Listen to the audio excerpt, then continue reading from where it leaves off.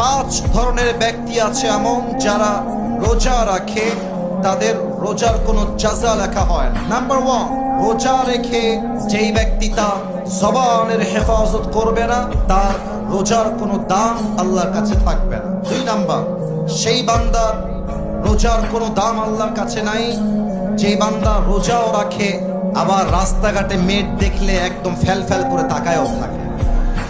সেই রোজা দিয়ে কোনো দাম হবে না যে রোজা রেখে আপনি আপনার নজরের হেফাজত করতে পারবেন না। দুই নাম্বার শেষ, বাকি তিনটা খুব শর্টকাটে বলছি। যেই বান্দা রোজা রেখে এই কান দিয়ে গান শুনে, এই কান দিয়ে অপরের বদনাম শুনে, গীবত শুনে, আল্লাহর হাবিব বলেছেন তার রোজার 2 পয়সা দাম আল্লাহর কাছে নাই। 5 নাম্বার, যেই বান্দা সেহরি খুলে হারাম টাকা দিয়ে, আর যেই বান্দা ইফতারি খুলে হারামের টাকা দিয়ে, তার 2 পয়সা দাম আল্লাহর কাছে নাই। ঠিক কিনা বলেন?